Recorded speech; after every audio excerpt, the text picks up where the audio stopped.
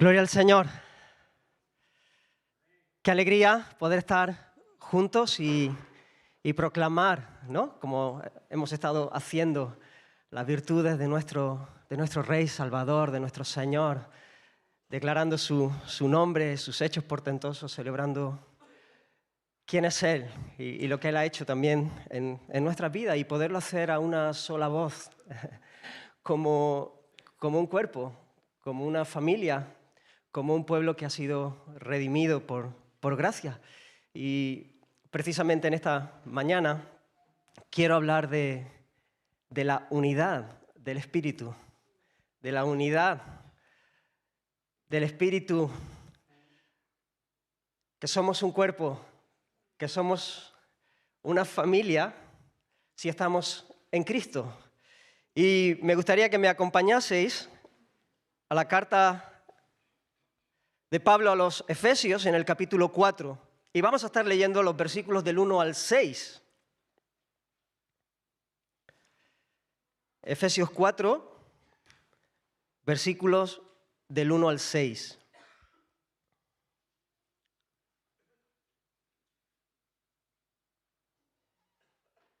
Y dice la palabra del Señor: yo pues, preso en el Señor, os ruego que andéis como es digno de la vocación con que fuisteis llamados, con toda humildad y mansedumbre, soportándoos con paciencia los unos a los otros en amor, solícitos en guardar la unidad del Espíritu en el vínculo de la paz. Un cuerpo y un espíritu, como fuisteis también llamados en una misma esperanza de vuestra vocación. Un Señor, una fe, un bautismo, un Dios y Padre de todos y por todos y en todos. Señor, reconocemos nuestra necesidad de ti una vez más. Gracias porque tú nos has hablado. Gracias porque tú te has revelado a nosotros, Señor. Nos has dejado testimonio de ti, Señor, y no nos has dejado que a oscuras, Señor. Tú nos has dado tu guía.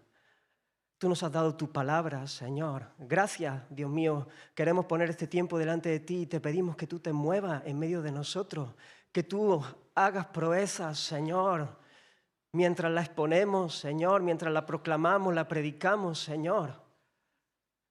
Glorifícate, Señor. Quita cualquier cosa que sea un estorbo. Ábrete paso, Señor, para la salvación nuestra. En ti esperamos, Señor.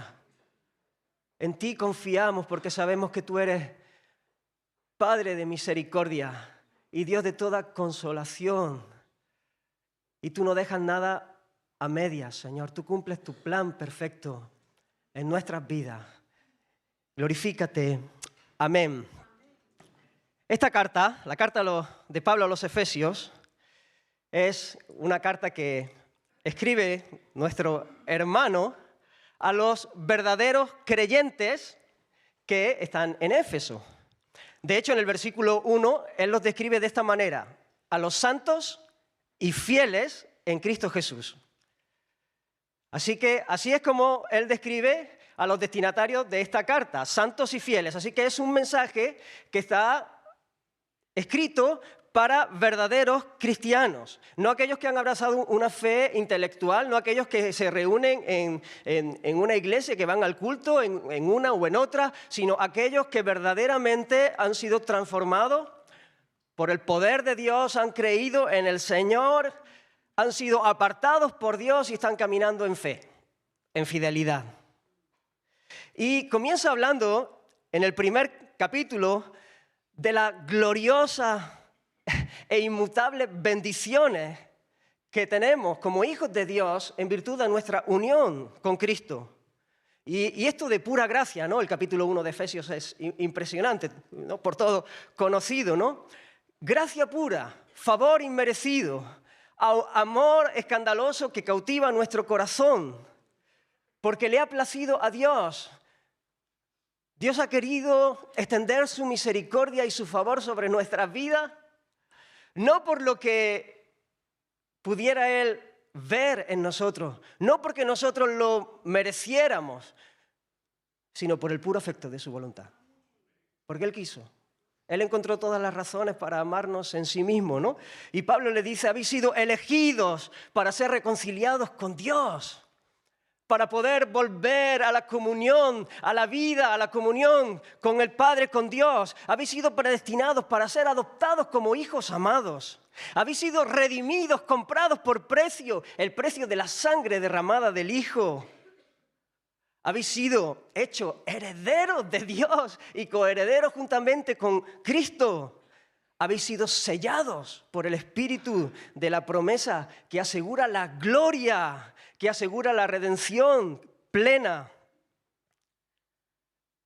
Él es quien un día vino a hacer lo que había determinado en la eternidad y os dio vida, les dice Pablo, os dio vida cuando estabais muertos en vuestros delitos y pecados. No teníais esperanza, estabais sin Dios, estabais esclavos de vuestras pasiones torcidas, esclavos del diablo. No teníais ninguna esperanza, no teníais ninguna posibilidad de salvar vuestra vida de esa situación. Estabais bajo la justa ira de Dios. Pero Dios, que es grande en misericordia, cuando estabais en esa condición, en la condición más baja, Él extendió su mano potente. Él os salvó, Él os dio vida. Y Pablo continúa diciéndolo, y de esta manera, a vosotros, estos creyentes que vivían en Éfeso, era una iglesia de gentiles como nosotros. A vosotros, que estabais lejos, que no pertenecíais a la nación de Israel, que fue el pueblo escogido por Dios durante un tiempo, la nación, para llevar a cabo su plan redentor. Ahora vosotros, los gentiles, habéis sido hechos cercanos por la sangre de Jesús. Él vino a ser nuestra paz. Y el muro que separaba a los judíos del resto del mundo, de los gentiles, fue derribado, fue destrozado, para que haya un solo pueblo de santos y fieles. Un solo pueblo de santos y fieles de toda tribu y lengua y nación. Y ese es el mensaje de la carta a los Efesios. La redención y la unión como pueblo del Señor. Somos uno. Ya no hay dos pueblos. Hemos sido hechos cercanos por la sangre de Cristo. Él vino a ser nuestra paz. Esa es la iglesia. Ese es el plan divino. Un pueblo, un Dios. Ese es el deseo del corazón de Dios y por eso Él lo lleva a cabo. Y todo esto para la alabanza de la gloria de su gracia. Como dice una y otra vez en la carta, Dios se muestra imponentemente glorioso ante toda su creación, hombres y ángeles, en la salvación y en la unión de un pueblo. Ahora Pablo, a partir del capítulo 4, deja los indicativos, donde ha estado enseñando la doctrina en los 3 primeros capítulos, deja los indicativos y pasa a los imperativos. Comienza a enfatizar en lo que ellos deben hacer sobre la base descrita en los capítulos anteriores. El apóstol los exhorta, les ruega a vivir como es digno de la vocación con que han sido llamados, o lo que es lo mismo, de acuerdo a la realidad espiritual de lo que son en Cristo, como individuos, como comunidad. Siempre la exhortación apostólica está fundamentada en el Evangelio. De no ser así, caeríamos en un moralismo, ¿no? Si solamente fuesen normas, reglas, algunos requisitos, y quitásemos el fundamento del Evangelio, caeríamos en un moralismo hueco y condenable. Pero la realidad de la obra de Dios en nosotros también implica una responsabilidad de nuestra parte. Es por eso que el apóstol le dice, vivid, vivid, de manera práctica, el día a día, el lunes, el martes, el miércoles, cada día, vivid de acuerdo a lo que sois, a la nueva realidad de lo que sois, hijos amados de Dios, templo del Espíritu Santo. Vivid como es digno de un cristiano y hacedlo a pesar de las circunstancias que podáis atravesar, a pesar de las consecuencias que podáis sufrir, a pesar del costo, como hemos estado escuchando semanas atrás, del costo que nos toque pagar en la providencia de Dios para nuestras vidas. De hecho, el apóstol le vuelve a recordar que él está preso, ¿no? Así empieza el versículo 1, yo pues preso en el Señor, ¿no? Y precisamente esa es la consecuencia de una vida vivida a la altura del Evangelio de nuestro Señor Jesucristo, consecuente con la realidad de lo que es, siendo fiel al Señor. Eso es consecuencia de su fe. Así que el apóstol está escribiendo preso por causa del Señor, pero también preso del Señor. Su corazón está preso, está cautivo. El Señor lo conquistó cuando le salió al encuentro. Su corazón es de una pieza, es por el Señor. El amor del Señor lo cautivó cuando Él se supo amado cuando no lo merecía. Así que es un corazón cautivo del Señor, pero también Él está preso por causa del Evangelio del Señor. Él está dispuesto a pagar el precio. Y en esta primera sección del capítulo 4, estos 6 versículos que hemos leído, el énfasis es cómo vivir de manera digna de nuestra vocación, de nuestro llamado, en medio del pueblo de Dios, en medio de la iglesia, especialmente de la iglesia local, pero obviamente implica también lo que tiene que ver en medio del pueblo en general, iglesias con iglesias también. La iglesia local es una expresión visible de la iglesia universal e invisible, la iglesia universal, los creyentes de todos los tiempos. El Señor conoce quiénes son su iglesia, pero la iglesia local es una expresión visible. Y la palabra clave en los primeros 6 versículos es unidad. Unidad. A partir del versículo 7 hasta el 16 será crecimiento, y si Dios quiere, veremos esto la semana próxima. Ambos conceptos están ligados, están estrechamente unidos. La unidad es necesaria para el crecimiento de la iglesia, y en la medida que la iglesia crece, la unidad se fortalece. Así que ambas cosas están ligadas. Pero hoy queremos centrar la enseñanza en esta primera parte, lo que tiene que ver con la unidad. Y vamos a ver 3 puntos. En primer lugar, una exhortación. En segundo lugar, las virtudes necesarias para guardar la unidad.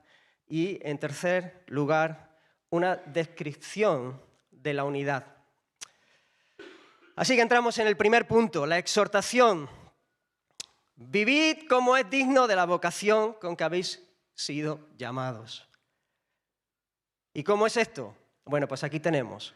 Solícitos en guardar la unidad del Espíritu en el vínculo de la paz. Esa es la exhortación. Guardar la unidad del Espíritu es lo que nos toca a nosotros. El llamado es a guardar la unidad. Fíjate que no dice que la creemos. No dice que nosotros tengamos que crear la unidad. La unidad es una realidad que ya está consumada porque es algo que Dios hace. Es la unidad del Espíritu. Nosotros no creamos la unidad, pero sí tenemos la responsabilidad, el llamado sobre nuestra vida a guardarla,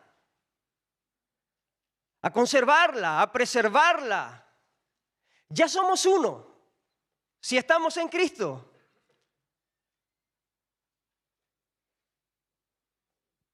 Uno. Y por eso es que debemos vivir en medio de este mundo mostrando esa realidad inmutable. en nuestro día a día, en nuestras relaciones los unos con los otros, en la práctica, en la vida cotidiana, debe expresarse, debe reflejarse lo que somos uno. Y debemos crecer en esto, aunque sabemos que de este lado de la eternidad no lo vamos a reflejar de manera perfecta, pero sí debemos reflejarlo de manera creciente. Y debemos reflejarlo, porque el Señor nos está llamando a guardar la unidad. Esto es como el matrimonio. Al estar casado con Nuria, ella y yo somos uno por la obra de Dios. Nosotros hicimos un pacto delante de Dios, pero Dios nos ligó, nos unió en una sola carne. Somos uno. Lo que Dios unió, que no lo separe el hombre. Lo que Dios unió. Ahí hay una obra sobrenatural divina, una intervención de Dios. Ahora, Nuria y yo tenemos que trabajar para cuidar esa unidad, para guardarla. Nosotros tenemos que esforzarnos con diligencia para que nuestra manera de vivir sea una expresión de esa realidad. En nuestro trato, en nuestra manera de hablar, en nuestra manera de amarnos, en nuestra manera de servirnos, nosotros tenemos que reflejar la realidad de lo que somos por la obra divina en nosotros. Nosotros hemos sido llamados a representar la belleza de la relación de Cristo y la Iglesia. Nosotros debemos ser diligentes. Y todos sabemos, los que estamos casados, que hay que trabajar, que hay que renunciar, que hay que morir, que hay que sembrar, que hay que arrancar.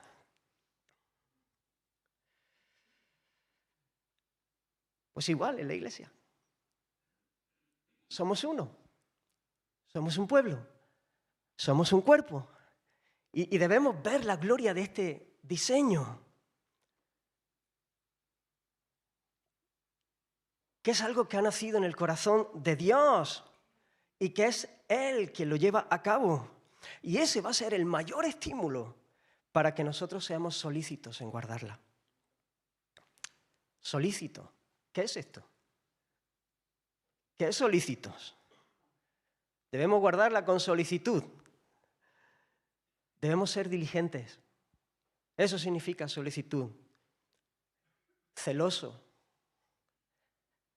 Debe haber celo, debe haber esfuerzo, debe haber intencionalidad, debe haber cuidado, debe haber aprecio, debe haber prontitud a la hora de actuar por la unidad. Uno tiene que ser muy intencional, muy esforzado, tiene que saber lo que Dios quiere y actuar en consecuencia. Esto no surge por generación espontánea, no. Uno tiene que ser solícito, diligente, esforzado, perseverante. Porque como decía antes, aunque hay una realidad espiritual que es inmutable, todavía en la práctica no se expresa de una manera perfecta. Todavía hay resto de pecado en nosotros, todavía pecamos, nos pisamos el pie el uno al otro, nos herimos. A veces subimos la voz y decimos en un tono que no debiéramos haber dicho y hacemos daño al que está al lado. Todavía no hemos sido perfeccionados y fallamos. Hay pasiones desordenadas que se levantan en nosotros que debemos matar por el poder del Espíritu Santo para que ellas no nos maten a nosotros, para que no nos arruinen la vida. Y esto es un proceso. Ahí estamos todos. Todos los que hemos sido justificados estamos ahora en ese proceso de santificación. Ahora, si nos descuidamos, si no peleamos con diligencia, si no somos conscientes de esta realidad y nos remangamos, dependientes obviamente del Señor, de su gracia, de su poder, de su guía, de su fuerza, si nos descuidamos, veremos abrirse paso al espíritu individualista que impera en nuestro tiempo. ¿No? ¿Cuántas veces la iglesia es afectada por el presente siglo. Y ese espíritu individualista se meterá en nosotros y seremos afectados y caminaremos en medio del pueblo de Dios, en medio de un cuerpo como si fuésemos un miembro postizo. Y si nos descuidamos, el egoísmo crecerá y el orgullo se abrirá paso y le seguirán las consecuencias fatales de esos pecados, pleitos, tensiones, críticas carentes de amor, falta de perdón, envidia, competencias, traiciones, etcétera, etcétera. Y entonces estaremos dando al mundo un mensaje confuso, un mensaje distorsionado. En lugar de adornar la doctrina con nuestra manera de vivir, estaremos haciendo todo lo contrario. Estaremos metiendo ruido al mensaje que predicamos. Estamos siendo diligentes en guardar la unidad del Espíritu. Cuando surge el conflicto, ¿qué hacemos? Me remango para que haya paz, para que haya restauración. Me miro yo, miro al Señor, miro su plan, miro su voluntad, miro al hermano. Así que nosotros somos llamados a guardar la unidad que es del Espíritu. A hacerlo con solicitud, con diligencia, y hacerlo en el vínculo de la paz. Debemos procurar guardar la unidad en base a la paz que nos une. Hemos sido reconciliados con Dios. Hemos sido reconciliados con Dios. Y además se nos ha dado el ministerio de la reconciliación. Por eso predicamos el evangelio de la paz. Hay buenas noticias de paz para los hombres en Jesucristo nuestro Salvador, que se entregó por nosotros para quitar nuestros pecados, de manera que podemos ser justificados por la fe, para poder volver a estar delante de Dios con confianza. Paz, todo está bien. Dicha, salvación, reconciliación con Dios. Pablo ha estado hablando de la separación que había entre judíos y gentiles. Los judíos no podían pensar en caminar con gentiles. Pero de repente el muro se derriba. Ya no existe, porque la cruz derribó esa pared. La cruz que gana nuestra paz, nuestra reconciliación, ha derribado toda separación. Y si nosotros, siendo pecadores y sin merecer el favor divino, hemos alcanzado paz para con Dios por medio de lo que Dios ha hecho en Cristo, nosotros también desde esa posición bienaventurada debemos procurar la paz con aquellos que están en la misma situación que nosotros, que han sido alcanzados por la gracia de Dios. Mi hermano es hijo de Dios, ha sido perdonado, ha alcanzado paz. Hay una paz con Dios que nos une, hay una paz. Nosotros tenemos que procurar la paz entre nosotros. Paz que nace del amor. Hay un pasaje paralelo a este de Pablo escribiendo a los Colosenses, hay un pasaje que encierra lo mismo que le dice a los Efesios, ¿no? En el capítulo 3 dice, soportándoos unos a otros y perdonando unos a otros si alguno tuviere queja contra otro, de la manera que Cristo os perdonó, así hacedlo vosotros. Y sobre todas estas cosas, vestidos de amor, que es el vínculo perfecto. ¿Veis? Aquí en Colosenses habla de amor. A los Efesios, que está haciendo esa distinción entre judíos y gentiles, está hablando de la paz, de paz. Pero es esa paz que nace del amor.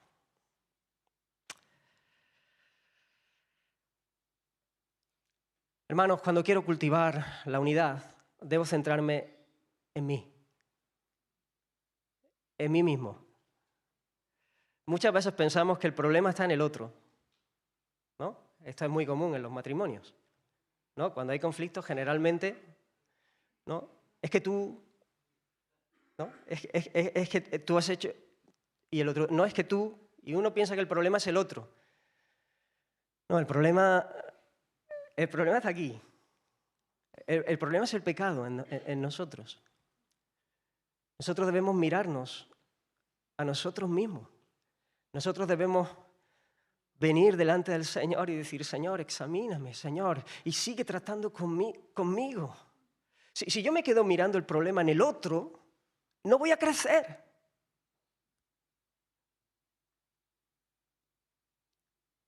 Tengo que mirarme a mí. Por eso el texto habla de virtudes que debemos cultivar para guardar la unidad del Espíritu. No dice virtudes que tiene que cultivar el otro, no. Virtudes que tienes que cultivar tú, que debemos cultivar nosotros, debemos mirarnos. Y entramos en nuestro segundo punto, las virtudes para guardar la unidad. Y comienza hablando de humildad. Humildad. Humildad, mansedumbre, paciencia, amor. Habla de estas virtudes. ¿Qué es la humildad? La verdadera humildad se fundamenta en un conocimiento correcto de nosotros mismos. Tener un concepto justo de quiénes somos.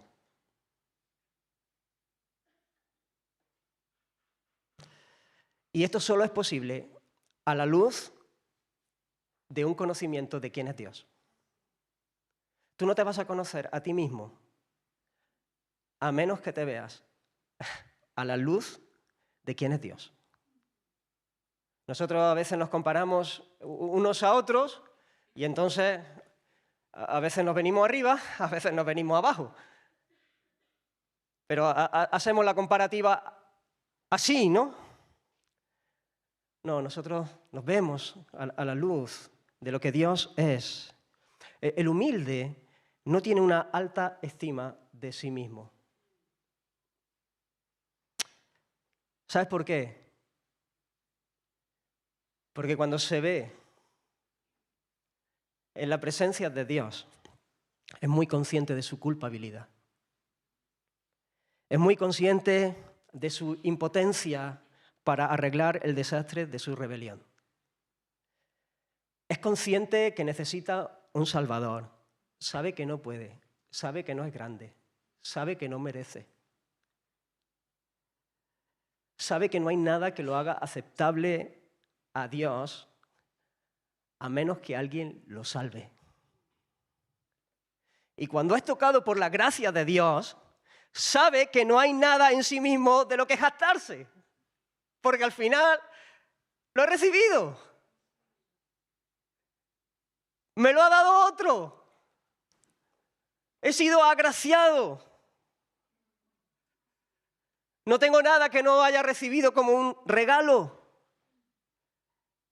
Y además, una vez salvos en Cristo, también es consciente de lo lejos que está de ser como Él. Del camino que falta hasta la consumación de nuestra redención, hasta que seamos como Él. ¿Cuántas veces fallamos? Sí, estamos en Cristo, vamos creciendo, pero podemos ver lo lejos que estamos de lo que debiéramos ser y de lo que seremos mañana. Isaías, al ver la visión del trono de Dios y verse ahí en medio de esa escena, él dijo, ay de mí que soy muerto. Porque siendo yo un hombre de labios inmundos y habitando en medio de un pueblo de labios inmundos, he visto al glorioso, he visto a Dios. El apóstol Pablo se consideraba el primero de los pecadores. El apóstol Pedro, ante el despliegue de la gloria de Cristo, en la pesca milagrosa, en aquel milagro glorioso, él dijo, apártate de mí que soy pecador. La sociedad atribuye a la baja autoestima muchos de los males que sufrimos. Dicen, no, el problema que tenemos en la sociedad es que tenemos la baja autoestima, tenemos una estima baja. Tú te tienes que creer más, tú tienes que subirte la estima que tienes de ti mismo, tú tienes que amarte más, tú tienes que creerte mejor, tú tienes que... Así nos va. Así nos va. Así nos luce el pelo, con esos mensajes que lo único que hacen es arruinarnos la vida, porque la Escritura dice justamente lo contrario. La Escritura dice es que precisamente vamos sobrados de estima. Y ese es el problema que tenemos. Ese es el orgulloso, que en su locura se cree autosuficiente. Y por eso camina de espaldas a Dios. Y no necesita correr a Él. Y no necesita buscarle. Y a veces nosotros, hermanos creyentes, también nos pasa. Porque no le buscamos en oración. Y es porque hay orgullo. Porque nos creemos más de lo que somos. Porque si tuviésemos un concepto justo de lo que somos, iríamos constantemente a buscarle en oración.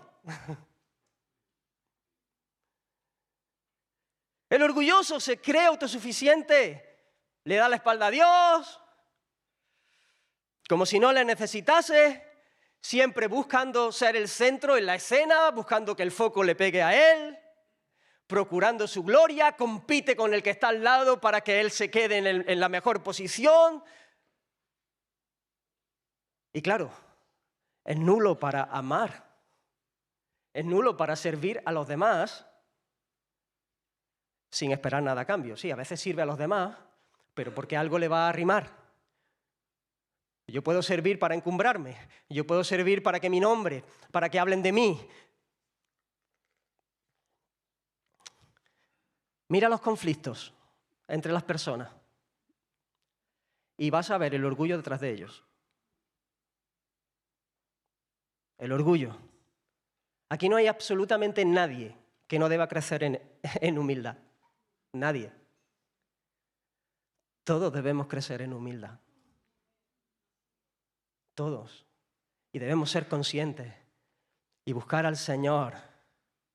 El humilde va a preferir sufrir el agravio, sufrir el ser defraudado antes que cometerlo, sabiendo que eso contribuye a guardar la unidad, sabiendo que eso es lo que al Señor le agrada. Va a poner los intereses del Señor por encima de los propios. En una ocasión los discípulos le preguntaron a Jesús, ¿quién es mayor en el reino de los cielos? ¿Quién es mayor en el reino de los cielos? Y esta pregunta dejó al descubierto lo que había en el corazón de ellos, lo que ellos realmente ambicionaban. Ellos no estaban buscando simplemente información. Ellos estaban ambicionando posición. Ellos querían ser ese mayor. Y dice que Jesús tomó un niño y lo puso en medio de ellos y dijo, de cierto os digo, que si no volvéis y os hacéis como niños, no entraréis en el reino de los cielos. Y lo que Jesús está diciendo es que deben ser como este niño en cuanto a la dependencia, en cuanto a la libertad de esas ambiciones que muestran el orgullo, que están reclamando el derecho, que están reclamando las atenciones. Es que tenemos que aprender de esos niños, de ese niño, a quedarme tranquilo, a no estar preocupado por lo que piensen los demás, ni por nada. Ese niño no compite por parecer fuerte. Se sabe el más pequeño y no le importa. Está tranquilo en los brazos de su padre. Está tranquilo. Debemos cultivar la humildad para guardar la unidad. Mira al Señor. Mira la cruz para que puedas crecer en humildad. Si pierdes la cruz de vista, si pierdes al Señor, entonces te vas a envanecer, te vas a enorgullecer y eso va a ser un tropiezo para guardar la unidad del pueblo del Señor. Mira la cruz, porque la cruz habla de que somos un desastre. De que no somos la creen de la creen, que no somos lo mejor de lo mejor. La cruz es por nuestra culpa. Por lo que nosotros hemos hecho. La cruz habla de nuestra impotencia. Pero la cruz también habla del amor sublime de nuestro Señor. Gratis. Gratis para nosotros, claro. Para Él no fue gratis, pero gratis para nosotros. Y cuando nosotros tenemos esa visión fresca y nuestro corazón está tierno ante esa visión de la cruz del Señor, eso nos ubica para caminar en humildad delante del pueblo del Señor. En segundo lugar, mansedumbre. Y la humildad siempre produce mansedumbre. El humilde camina en mansedumbre. La mansedumbre se refiere a un espíritu amable y controlado. A veces la mansedumbre se confunde con debilidad, con un carácter débil, pero es justamente lo contrario. Como dijo John Stott, él dijo, se trata de la amabilidad del fuerte, cuya fuerza está bajo control. Es la cualidad de una personalidad fuerte que es a la vez dueño de sí mismo y siervo de los demás. Esa es la mansedumbre. Este término, praotes, el término mansedumbre que tenemos ahí en nuestro texto, se empleaba para hablar de animales salvajes que habían sido domesticados. No, especialmente se usaba para hablar de los caballos. El animal salvaje, cuando es domesticado, no pierde su fuerza. El caballo corre a galope igual que cuando era salvaje.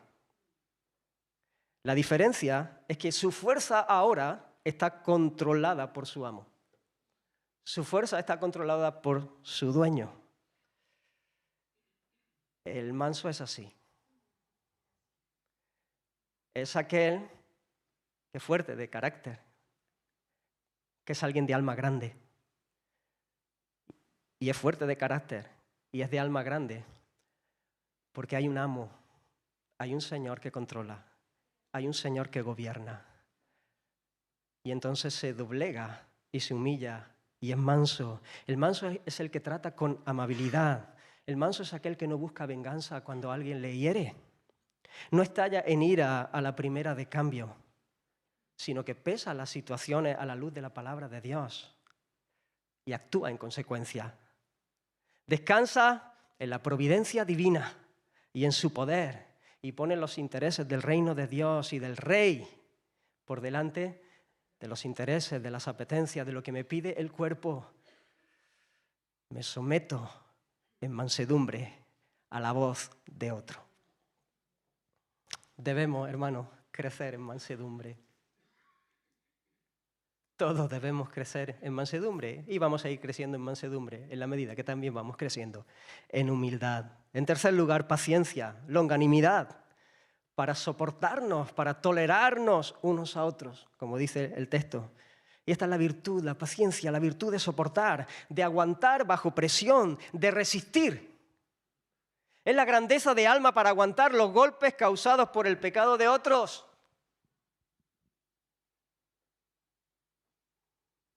Soportar la ofensa sin quejarnos, ni buscar venganza, ni dejar de hacer el bien, procurando el bien del otro. Como dice Romanos capítulo 12, versículo 17, no paguéis a nadie mal por mal, procurad lo bueno delante de todos los hombres. Debemos crecer en paciencia, sabiendo que todos estamos en este proceso, como decíamos antes, de santificación. Todos estamos siendo transformados, todos somos débiles, todos tropezamos, todos caemos, todos herimos.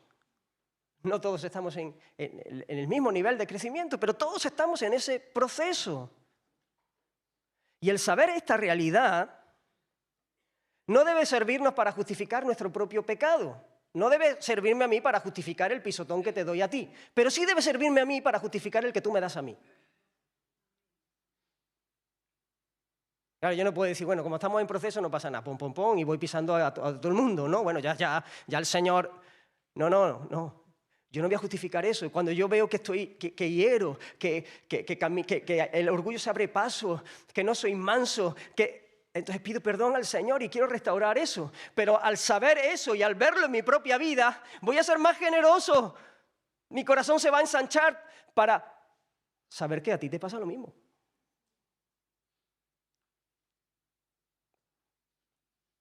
Así que esta verdad nosotros tenemos que meterla también en nuestra mente para que podamos ser pacientes y soportar unos a otros.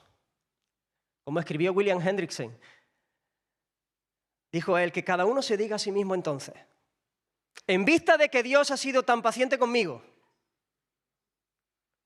aun cuando a sus ojos de santidad mis pecados sobresalen en forma mucho más clara que las faltas de mis hermanos ante mis ojos, yo debo, sin lugar a dudas, ser paciente con mi hermano.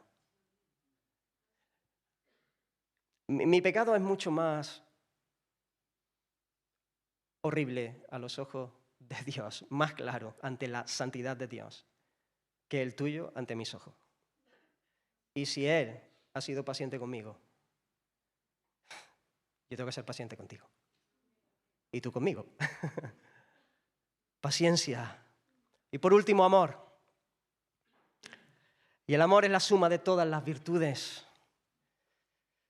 Es buscar el bien de mi hermano. El bien, como decía antes, procurar el bien. No paguéis mal por mal, no, sino procurad el bien para todos. Es desear lo conveniente, lo mejor, el bienestar de mi hermano y de la comunidad y de la iglesia y del cuerpo de Cristo al precio de mi propio sacrificio. Sin esperar nada a cambio, sino el gozo de saber que mi hermano está bien. Porque el amor se goza en el bien del otro. Y el amor se duele cuando el otro sufre y cuando el otro está mal. Así que el amor es justo lo contrario del egoísmo, que es la esencia del pecado. El egoísmo es la esencia del pecado y que es antisocial, arruina cualquier relación. El Señor murió por amor a nosotros para librarnos de esta cárcel del egoísmo, de ser egocéntricos, de estar mirándonos a nosotros mismos todo el tiempo, de no estar pensando en el otro, sino en yo, mí, me. Todo lo miro a la luz de mi ombligo. El hombre es así desde la caída, así.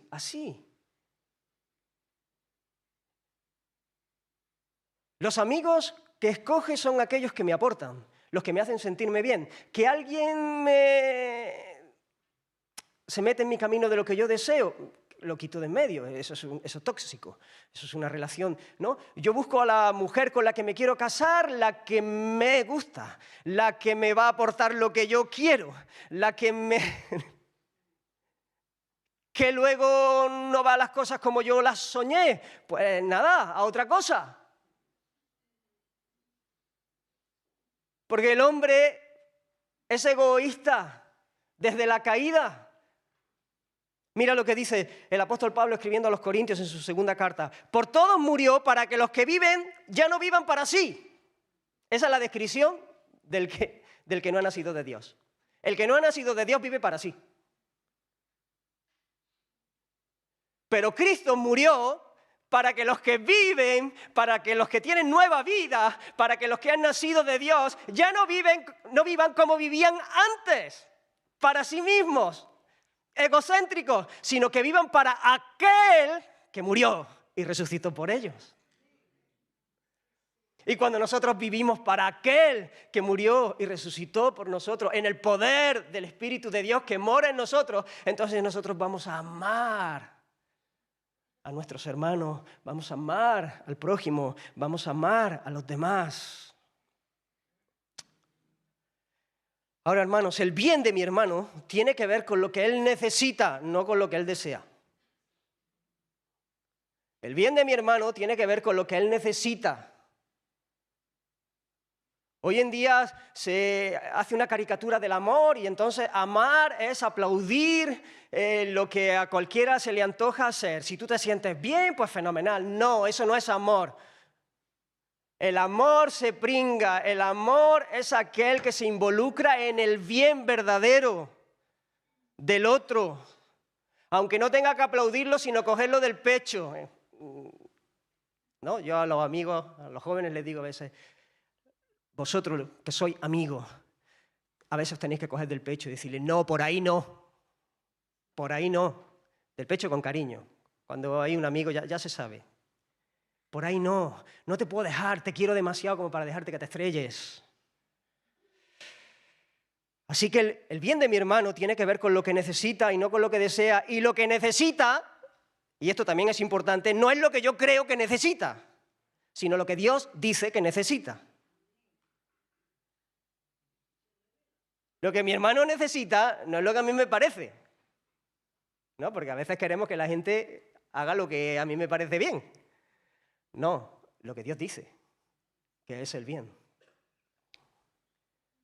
Crecer en santidad. Así que si yo veo a mi hermano que se desliza, que se va a estrellar porque se desliza en el pecado, yo voy a arriesgar mi propia comodidad y me voy a exponer a sufrir el golpe de la incomprensión o de la crítica o de la molestia suya que no es agradable, o de la crítica o del rechazo, con tal de procurar su bienestar, su salud espiritual. Y esto es amor, amor de verdad.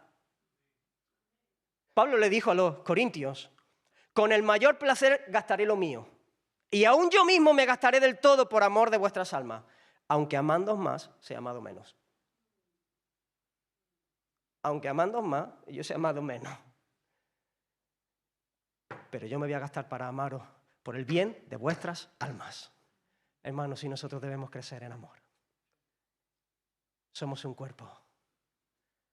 Somos un cuerpo que ha sido redimido por gracia. Y nosotros debemos gastarnos para lo que Dios ama, para lo que es el plan de Dios. Debemos crecer en amor. Cuando uno mira 1 Corintios capítulo 13, se ve tan lejos, pero seguimos adelante, buscando al Señor, confesando nuestros pecados, pidiendo perdón al Señor y también pidiendo perdón unos a otros,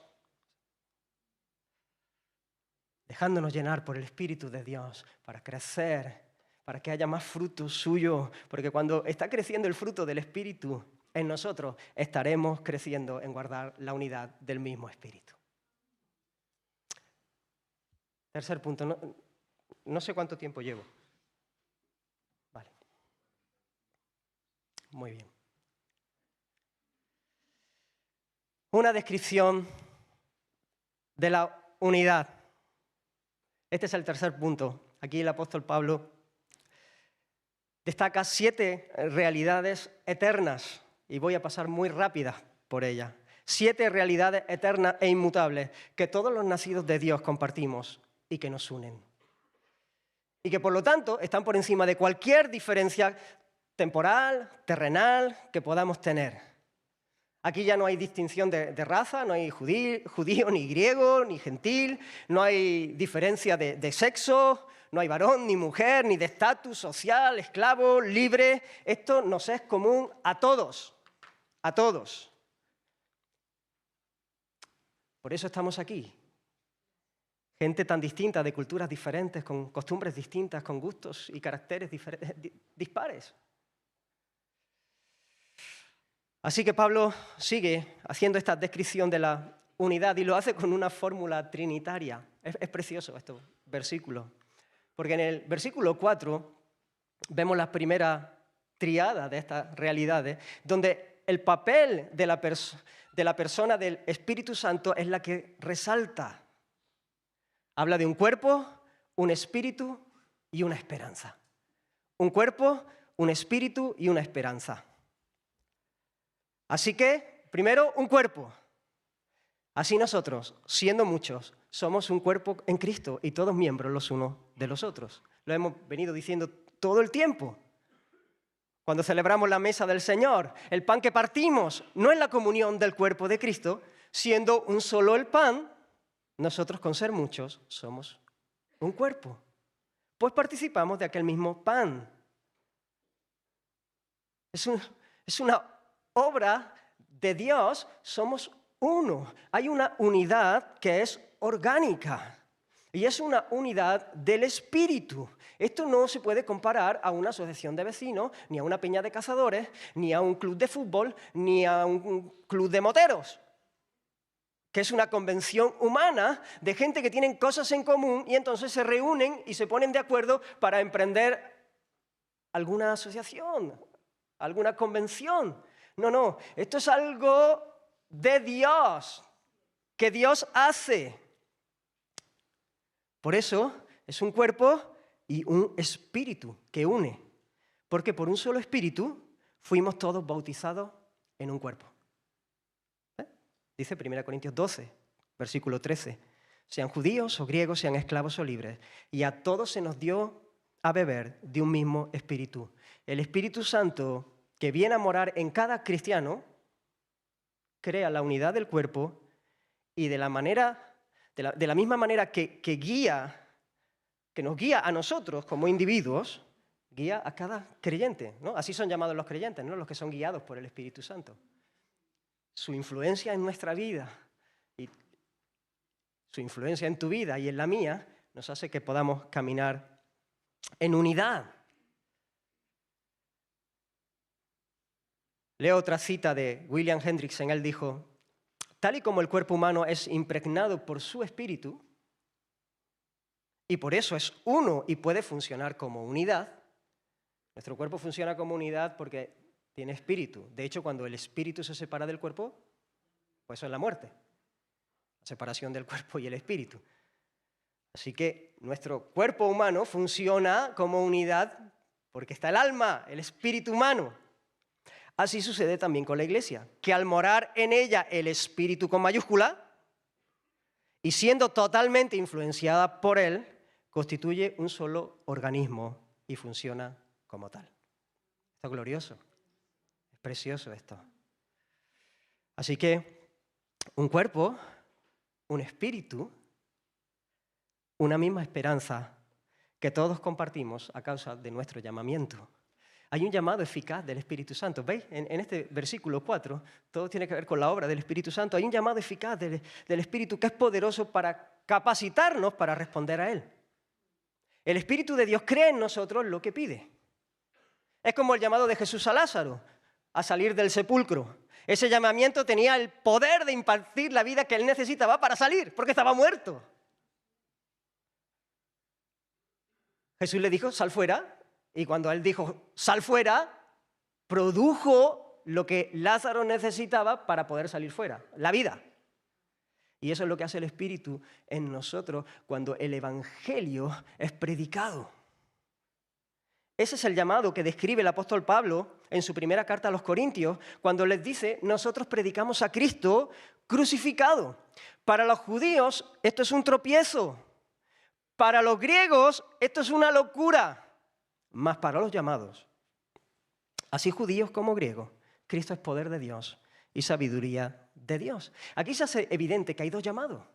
Porque Pablo dice, predicamos a Cristo y predicamos a Cristo crucificado. Predicamos el mensaje del Evangelio, pero hay unos que dicen que esto es un tropiezo porque no pueden pensar en un Mesías Salvador que está muerto en una cruz. Para otros es una tontería, es una estupidez, es una locura. Ellos están enamorados de la sabiduría y esto no les cuadra. Pero, dice, para otros, hay otro llamado, para otros que hay un llamado interno donde el Espíritu llama de manera especial y por el Evangelio se abre paso, haciendo en ellos lo que es necesario para responder en arrepentimiento y fe. Por eso dice, para los llamados, así judíos como griegos, da igual.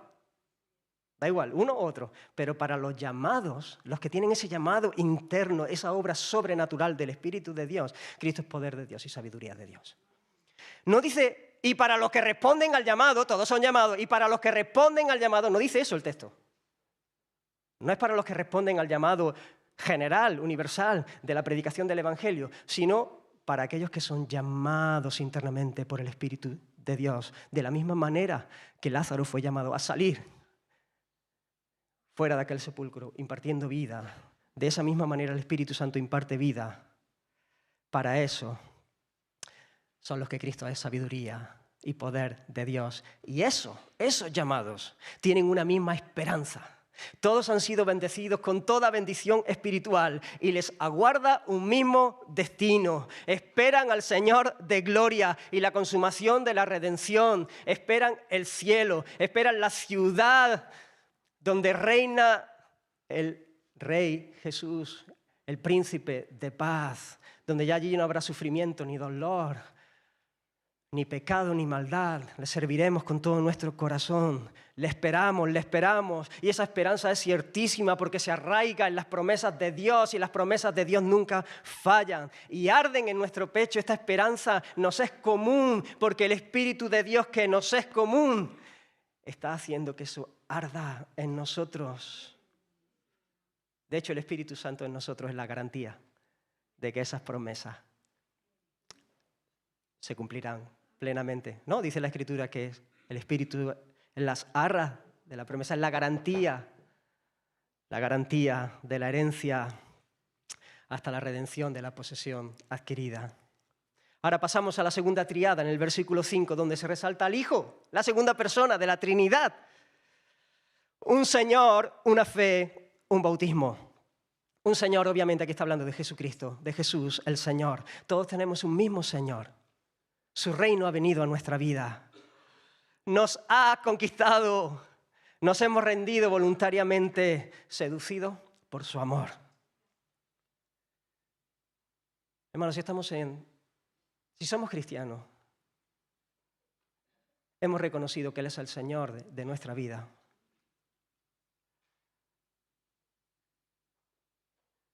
No lo hemos aceptado como Salvador y ya está, ¿no? Sí, yo creo que existe, yo creo que murió y Él es mi Salvador y todo fenomenal y vivo como me da la gana. No, un Señor.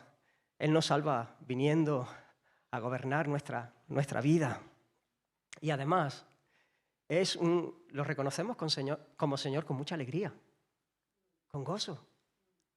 Pues si ya sabemos lo que somos, si ya sabemos lo que hemos, nuestra flaqueza, nuestra inconsistencia, necesitamos a alguien que nos gobierne para nuestra alegría, para nuestro bien, para cumplir el propósito de nuestra creación.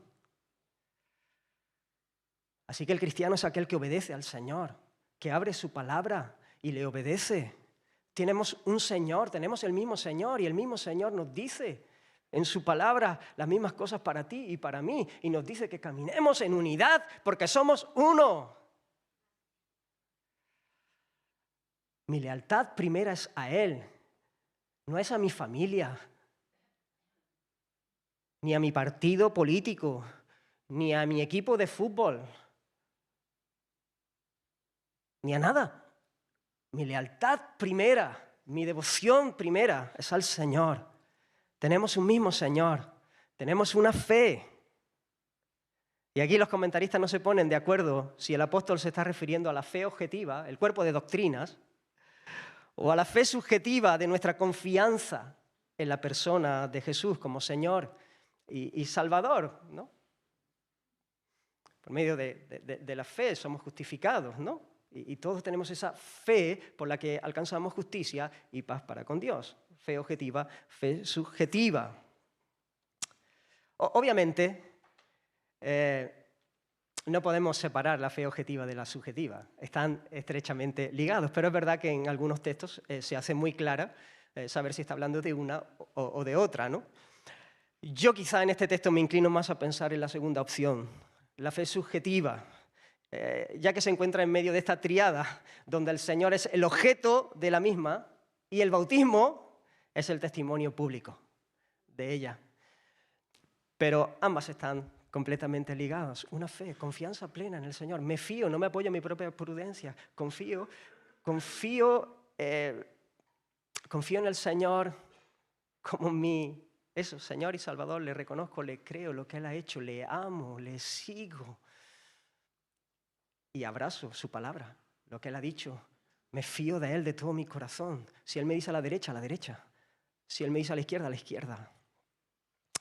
Así que un Señor, Jesucristo, una fe, un bautismo. Y aquí estábamos diciendo, ¿no? Es claro que aquí está hablando de la ordenanza del bautismo en agua. Aquí no está hablando del bautismo ¿no? que hablamos en la tríada anterior, donde somos bautizados en un cuerpo. Aquí está hablando de ese bautismo en agua, que es un acto externo de una realidad interna, de algo que ya ha pasado, de esa misma también realidad. Así que es un acto externo de la Iglesia confirmando la fe del hermano que se bautiza, y también es un acto del creyente identificándose con Cristo como Rey y Salvador, y con su pueblo, y dando testimonio público de esa realidad. Todo es un bautismo. Me identifico con Cristo, me identifico con su pueblo, ¿no? Y por último llegamos al versículo 6, donde vemos al Padre, a la primera persona de la Trinidad, y dice: un Dios y Padre de todos, sobre todos, por todos y en todo. La primera persona de la Trinidad es el Padre de todos. Y aquí se resalta la paternidad redentora, ¿no? Más allá de que Él es el Padre de toda criatura, en el sentido de que Él es el creador, aquí está hablando de la Iglesia, de los redimidos, aquellos que han sido adoptados como hijos amados. Así que no solamente hemos sido creados, sino también hemos sido recreados o regenerados, nacidos de Él. Así que le pertenecemos en doble sentido, por creación y por recreación. Le pertenecemos doblemente. Y todos los que hemos nacido de Él tenemos un mismo Padre, sin importar las diferencias terrenales. Un mismo Padre. Él está sobre todo como el soberano que gobierna para la consumación de sus planes. Él está por todos para nuestra bendición, está por nosotros para nuestra dicha, para nuestra bendición, por medio de Cristo. Y Él está en todos como el omnipresente que ha venido a morar por el Espíritu en nosotros. ¿Veis? Aquí otra vez está la Trinidad. Hermanos, la unidad cristiana surge y descansa en la unidad de Dios. Alguien dijo: debemos afirmar que solo puede haber una familia cristiana, una sola fe, una esperanza, un bautismo y un solo cuerpo, porque hay un solo Dios, Padre, Hijo y Espíritu Santo. No se pueden multiplicar iglesias de la misma manera que no se pueden multiplicar dioses. La unidad de la Iglesia surge de la unidad de Dios y es indestructible. Es glorioso, es espectacular. Qué despliegue de belleza. Y estas 7 realidades superan con creces cualquier diferencia terrenal que podamos tener. Mirad, hermano, tiene más cosas en común un cristiano joven, recién convertido, que ha nacido en Noruega y que es millonario, con un cristiano anciano, pobre, que ha crecido en una aldea en el interior de la selva, que las que puede tener el noruego, que está dando sus primeros pasos en la fe, con su hermano en la sangre, que no ha conocido al Señor.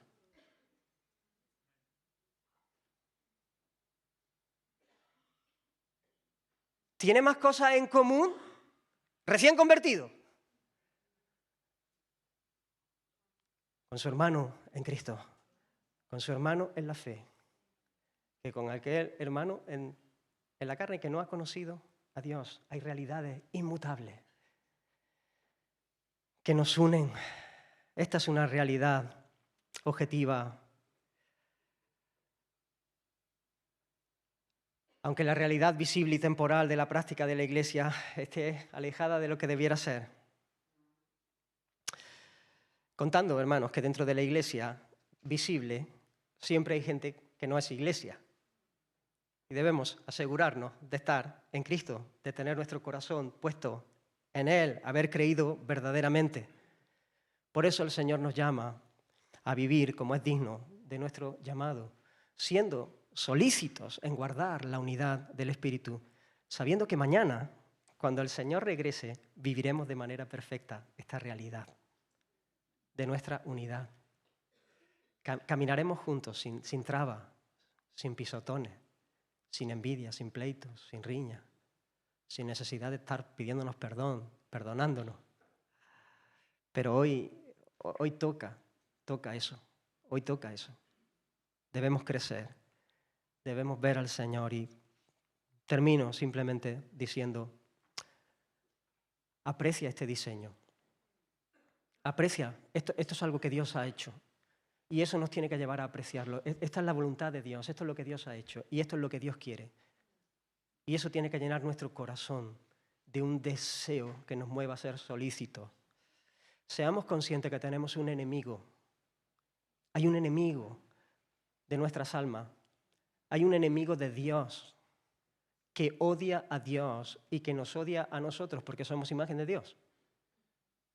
Y entonces Él va a querer meter ruido, Él va a querer ponernos a pelear, Él va a querer que nosotros en nuestra manera de vivir estemos dando un mensaje contradictorio, porque el Señor dijo, amaos, porque cuando os vean como os amáis, entonces creerán. Pero el enemigo querrá que vean cómo nos peleamos, cómo discutimos, para que el mensaje del Evangelio sea nublado, haya ruido. Qué coraje me da, ¿no? Y nos debiera dar a todos, supongo que nos da a todos, ¿no? Que el enemigo nuestro se salga con la suya. Y a veces nosotros es que somos conscientes de que se está saliendo con la suya, pero como el deseo que hay en nuestro corazón es permanecer guardando rencor o pagando el mal que me han hecho con mal.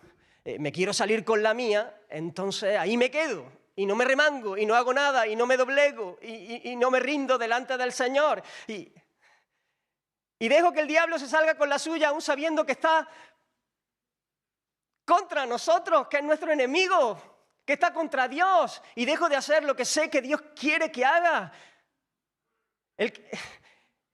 Al que amo, si he nacido de Él. Al que quiero servir. Tenemos que ser muy conscientes que hay una batalla espiritual, que hay una obra del diablo, que el diablo es real, que el diablo va a estar queriendo poner tropiezos, que el diablo va a querer traer disputas y pleitos entre nosotros. Por amor de Dios, no le dejemos salirse con la suya, estemos atentos y cuando nos deslicemos, no hagamos las cuentas grandes, podamos resolverlas pronto. Hermanos, esto de la unidad debe ser una prioridad en nuestra vida porque lo es para Dios. Debemos estar comprometidos con la unidad de la iglesia. Por eso nosotros hacemos tanto énfasis en la membresía, porque la vida cristiana se vive en comunidad y la vida comunitaria, la vida de iglesia es una vida de compromiso, es una vida comprometida con el Señor y comprometida los unos con los otros. Nos debemos los unos a los otros. Nos debemos, hermanos, nos debemos. Nos debemos amar. Y debemos hacerlo en primer lugar cultivando estas cosas en nosotros, diciendo, Señor, arranca el orgullo de mí, arranca el egoísmo. Señor, soy impaciente, no aguanto una, salto con una que me roza. Señor, trata con mi vida para que yo pueda guardar la unidad. Señor, dame un corazón como el tuyo, que pueda ser generoso para perdonar, para extender perdón. Dame humildad para que cuando yo meta la pata, Señor, pueda ir y pedir perdón y hacerlo de corazón. Oh Señor, déjame verte porque tú eres el manso y humilde de corazón, porque tú eres paciente, porque tu amor es sublime. En aquella cruz puedo verlo, Señor, y en la medida que puedo verte, entonces es que soy transformado a su imagen. Necesitamos pasar tiempo con el Señor, hermano. Necesitamos buscarle en oración, necesitamos buscarle en su palabra. Si no, luego no vamos a tener vigor, no vamos a tener caudal, no vamos a ser transformados, porque es así en la medida que estamos con Él. Cuando los discípulos estuvieron delante del concilio después de la sanidad de aquel cojo,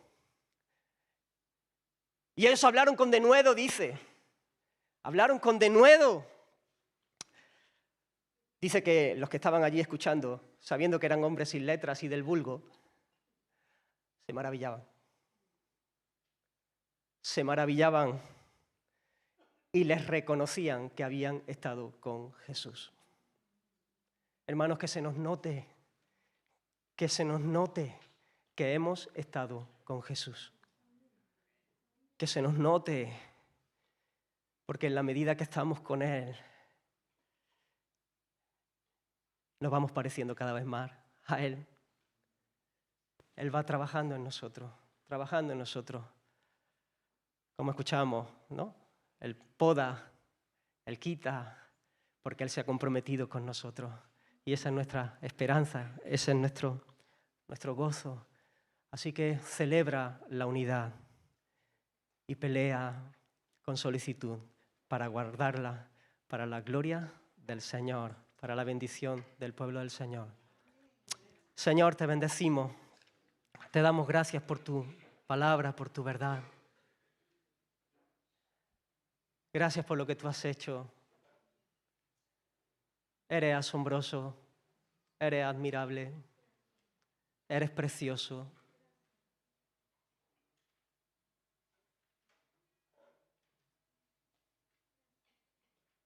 Señor, reconocemos nuestra necesidad de ti y te pedimos perdón, porque muchas veces hemos vivido ajenos a esta realidad. Sí, la sabemos, pero hemos estado lejos de apreciarla como debe ser apreciada. Y en la práctica no hemos estado, Señor, reflejando esta realidad. Y te pedimos, Señor, que tú nos ayudes en este tiempo, que tú trates con cada uno de nosotros, que tú nos levantes como congregación, Señor, para reflejar lo que tú has hecho, la unidad del Espíritu. Llévanos, Señor, a lo que tú quieres. Toca cada vida aquí, Señor. Si hay personas que tienen que pedir perdón, inquiétalos, llévalos, Señor. Que tienen que perdonar, que hay cuentas pendientes, que hay rencores, envidias, competencias de unos con otros. Señor, perdónanos y trata con nosotros. Queremos lo tuyo, Señor.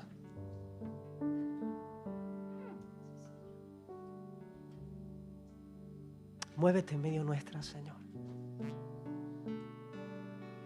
Mientras cantamos un canto, te animo a pensar en esto y a responder al Señor. Y quizá haya que pedirle perdón. Y quizá haya cosas que vengan a tu mente y es posible que haya situaciones que hay que arreglar. De relaciones.